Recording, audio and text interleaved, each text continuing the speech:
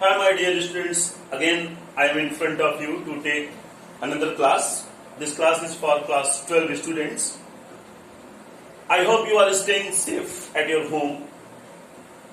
Please stay safe, live at home. Okay? Today we are going to discuss about the female reproductive system of a flower. As you know, in the flower, this is the female reproductive part. In this part, you can see how this ovary is attached with the thalamus, and this complete female reproductive system consists of three parts: basal ovary, in the middle style, and there will be stigma. Stigma is the portion where pollen grains are coming. It is recepting the pollen grains, and as in the previous video I told you that whenever these pollen grains are coming on the stigma, it secretes a mucilaginous secretion that will be absorbed by the exine of the pollen grain. Exine burst in time comes in the form of pollen tube. Now I am going to discuss you about what is the female reproductive system, what important features it is having. Okay? Now let us see about one ovule. Okay? This ovule is this I made like that. This is an anatropous ovule. But actually ovule is of many types: amphitropous, compylotropous, anatropous.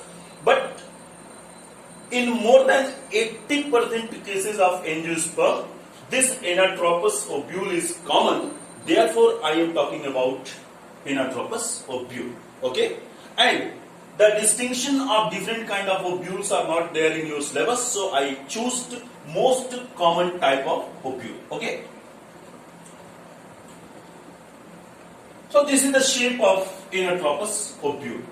You can see, because these ovules are taking their nutrition from placenta, and this funicle region you have seen, this ovule is attached with the placenta with the help of this funicle.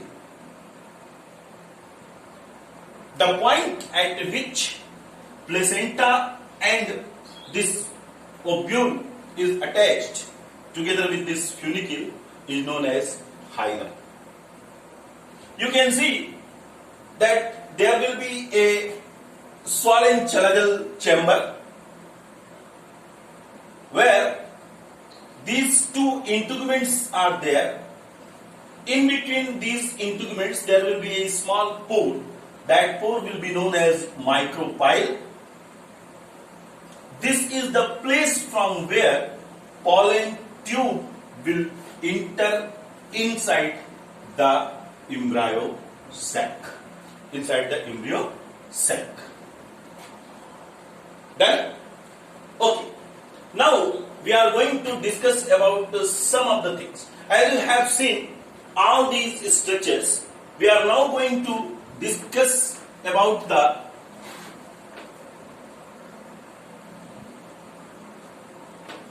development of embryo sac in the case of angiosperms.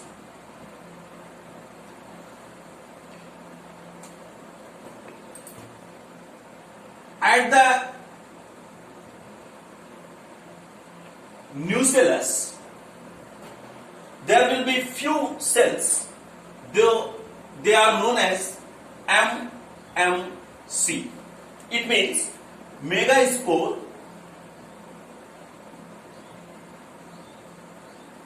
mother cells. They are present where? At the nucellus. These megaspore mother cells are diploid in nature, and by meiosis they are forming four cells. So now embryo sac became a 4 4-celled structure. Now embryo became a 4-celled structure. If you see the diagram of an embryo sac, this diagram will be like this.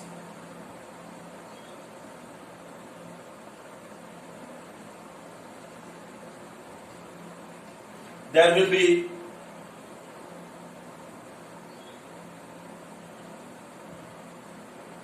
antipodal cells,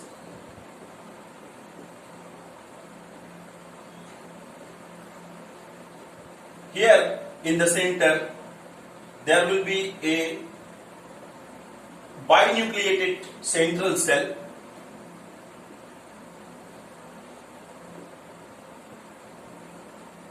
and here there will be two synergids and one egg cell. So this will be egg, and there will be two synergids. At the base of these synergids, you can see some dark color structures. This dark color structure is known as filiform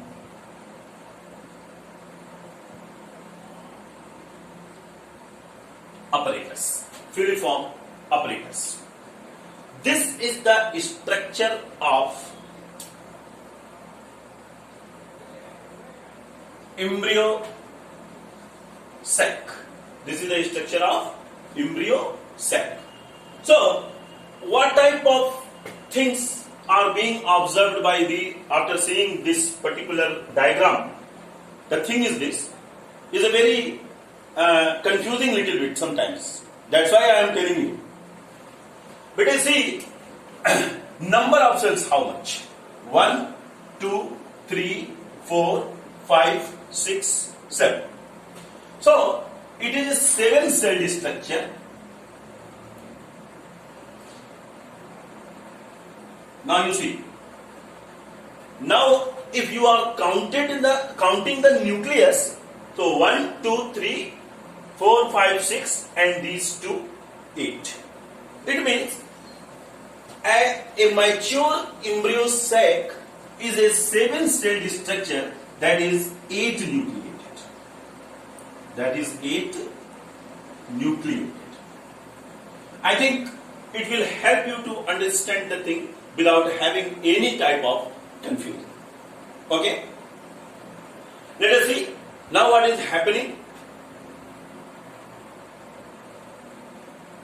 When pollen grain enters,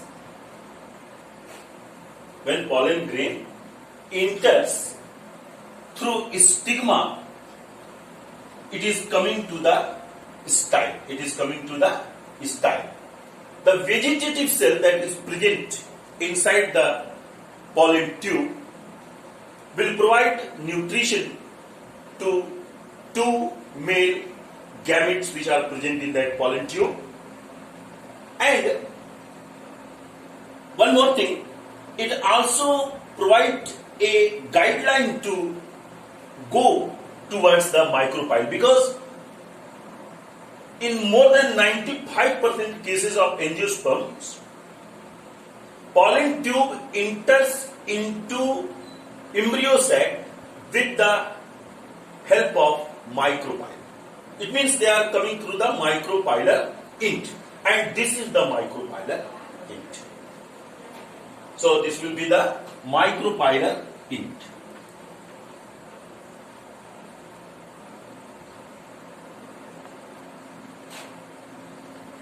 I would like to discuss one more important thing here. These two synergid cells which are present there consisting filiform apparatus at the base, which is shown in a dark black color. These filiform apparatus provides and guide the pollen tube to move in the actual path. It means they are meant for guiding the pollen tube. Okay? Once pollen tube entered from here inside, one male gamete will fuse with this egg. I am now talking about, you see, one male gamete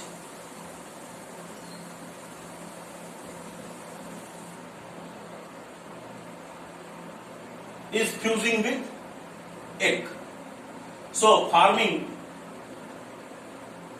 zygote, when one male gamete will fuse with egg, there will be formation of zygote. This is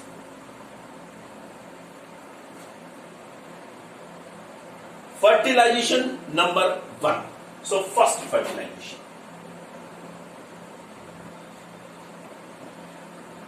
What happened? One more is remaining now.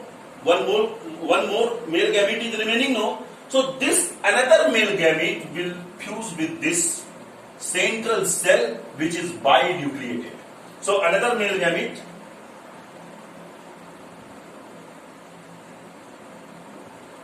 will fuse with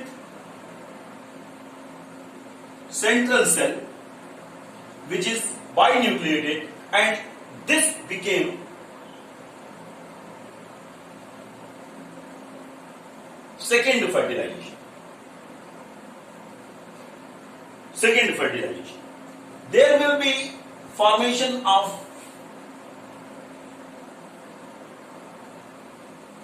endosperm.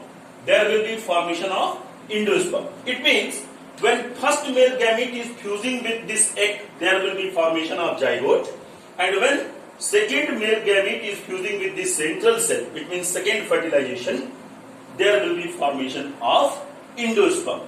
That's why the terms given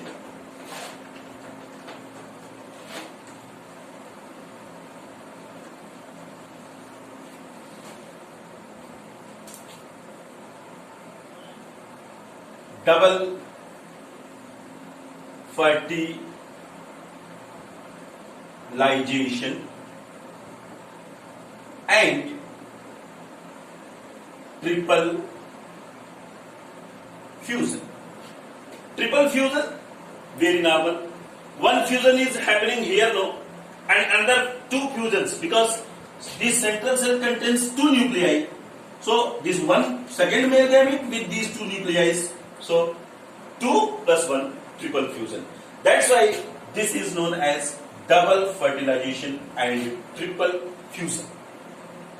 Okay? This zygote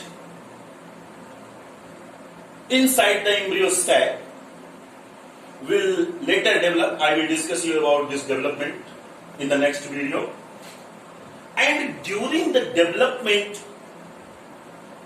the nutritional things which are required will be provided by this endosperm. Will be provided by this endosperm. This is a completely nutritive tissue in nature. Completely nutritive tissue in nature. Is that clear? So I discussed about the double fertilization and triple fusion. My dear students, this is very important question. Very important.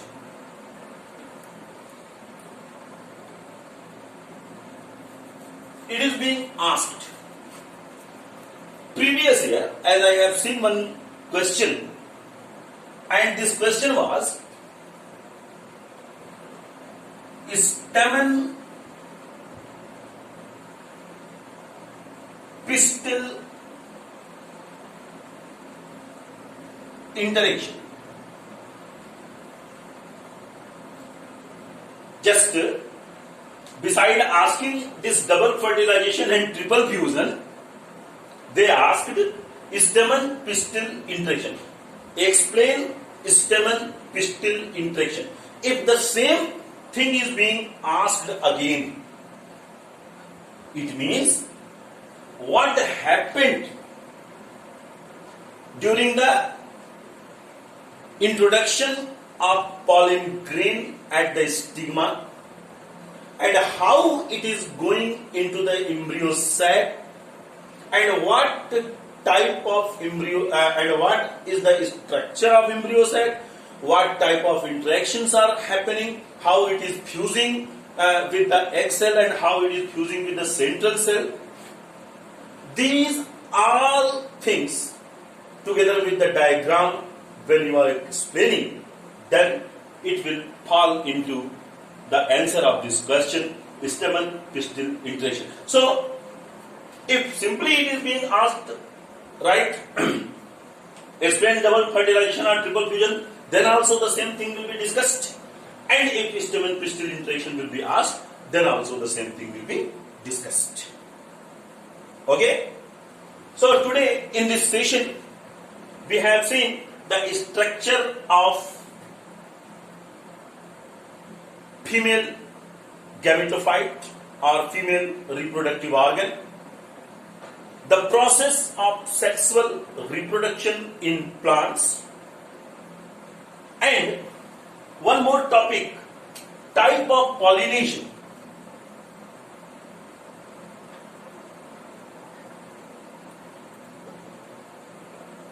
Type of pollination, it means self-pollination, cross-pollination.